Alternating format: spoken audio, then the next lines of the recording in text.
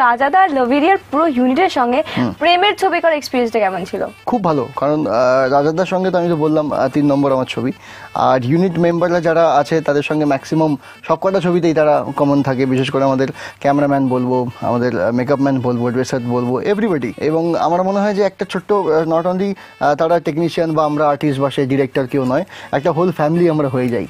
এবং বিভিন্নবার বিভিন্ন রকমভাবে হয়তো আমরা এক একটা ক্যারেক্টারে আসি, এক একটা গল্প নিয়ে আসি, কিন্তু আশপাশে যারা টেকনিশিয়ানরা যারা থাকে তাদের প্রত্যেকের হেল্প বা তাদের কোঅর্ডিনেশন এত সুন্দর, আলটিমেটলি পুরো অ্যাজ এ প্যাকেজ হিসেবে সেটা খুব এনার্জাইজ করে, খুব বুস্ট আপ করে আমাদেরকে কাজটা করতে।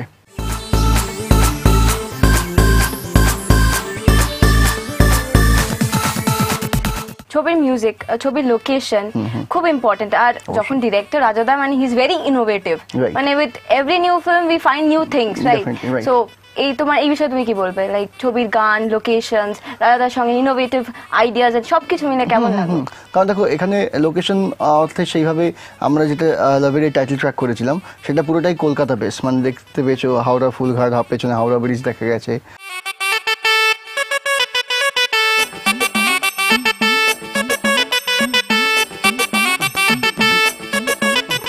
তারপর জলওয়া যেটা ডিস্কের যেটা গান হয়েছিল সেটা আমরা করেছিলাম বম্বেতে গিয়ে, সেটা 2 দিনের মধ্যে আমরা গানটা ওখানে শুট করেছিলাম, সেটা বাবা কোরিওগ্রাফ করেছিল।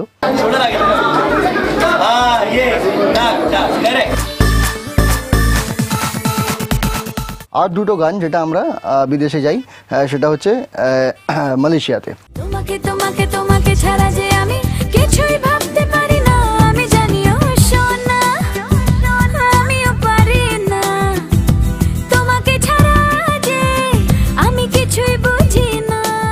আচ্ছা তোমার যে গানটা আছে না নারে না, ওটা যে স্টেপটা, ওটা তো একদম মানে কি বলে সিগনেচার স্টেপ হয়ে গেছে, ভেরি পপুলার এন্ড সবাই প্রায় স্টেপটাকে কপি করে নিয়েছে।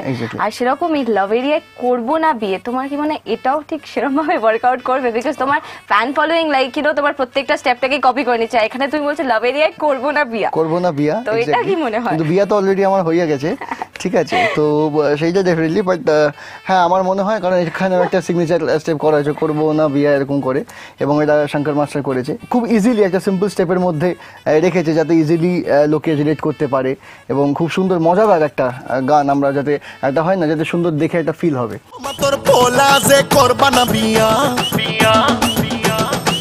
হালকা মনে যে গেছে লাভেরিয়া, হালকা মনে যে গেছে লাভেরিয়া। তো ছবির স্টান্টস নিয়ে কিছু বলো। ইট ইজ মেনশন ওয়ার্দি, কারণ জুডো মাস্টার আমাদের ফাইট মাস্টার, তো সেখানে প্রচুর স্টান্টস রয়েছে বিভিন্ন রকমভাবে, অনেক রকম স্টান্টস নতুন নতুন এবার করেওছি আমি, বেশ ভালো লেগেছে।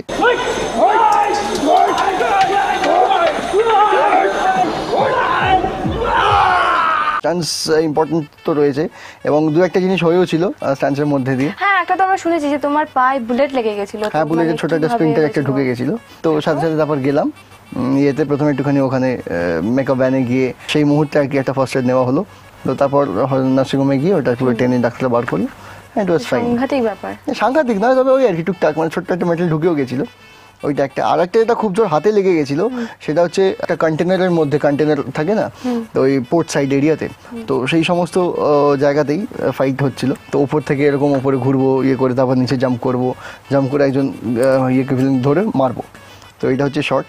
তো ঘুরিয়ে ওকে সাইডও করেছি, ওকে ফার্স্ট পাঞ্চটাও করেছি, এবার সেকেন্ড পাঞ্চটা যখন করতে যাবো ওই প্যাসেজটা খুব কম ছিল, তো সেটাই যখন মারতে যাবো হাতটা বেড়েছিল পুরো কানটা টাং করে উঠলো, আমি বুঝলাম হয়েছে, সে এখনও দাগ হয়ে রয়েছে, তো তারপরে সাথে সাথে বরফ ফরফ দেওয়া হলো, তো এই টুকটাক লেগে থাকে আর কি।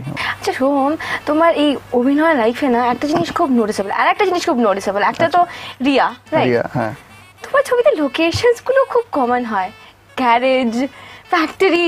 আচ্ছা আচ্ছা আচ্ছা, কি এইটা ওই একই ব্যাপার, প্রোডিউসার ডিরেক্টর বা স্ক্রিপ্ট রাইটার ওদের হয়তো জীবনে লাকি মনে হয়, জানি না লাকিও হতে পারে, বা তাদের জীবনে রিয়া বলে কেউ ছিল তাদের সঙ্গে হয়তো জানি না গ্যারেজে, তারা তো প্রডিউসার দেওয়া সবাই, তারা গাড়ি হয়তো ঠিক করতে গেছে, তখন দেখেছে পাশে আরেকজন রিয়া বলে কেউ এসছে গাড়ি নিয়ে, তো সেরকম সেখানে আমি আর গাড়ি নিয়ে যাইনি, আমি গাড়িতে কাজ করছি, এই ব্যাপার। প্রেম আমারে বলবো বা বোঝানে আসে বোঝানাতে, এখানেও তাই, তো গ্যারেজ ফ্যাক্টরটা কমন রয়ে গেছে আর কি। ছবির সব থেকে স্ট্রং পয়েন্ট কি তোমার কি মনে হয়? ছবির গল্প আমি বলবো অবভিয়াসলি, কারণ গল্পটা খুব মজার, এবং একটা প্রপার টার্নিং পয়েন্ট আছে। হ্যাঁ, গল্পটা আমরা থ্রু আউট যেভাবে দেখে গেছি, অনেক ছবিতেও হয়তো দেখেছি সেম ভাবে গল্প গেছে, যে ছেলে অতটা হয়তো বড় লোক নয়, মোটামুটি একটা সাবস্ট্যান্ডার্ড একজন, হিরোইন বিশাল বড় লোক, ঠিক আছে। তো তারপরে একটা জায়গায় এসে পয়েন্ট আসে যেখানে ছবি পুরোটাই আর কি একটা রিভলভ করে, এবং that is the interesting point. আর আমার মনে হয় যে এই পয়েন্টটা বা এই মুহূর্তটা এর আগে কোনো ছবিতেও আসেনি। মানে এই ফ্যাক্টরটাই বাকি সব প্রেমের ছবির থেকে, লাভেরিয়া প্রেমের ছবিটাকে একদম ডিফারেন্সিয়েট করছে। একদম।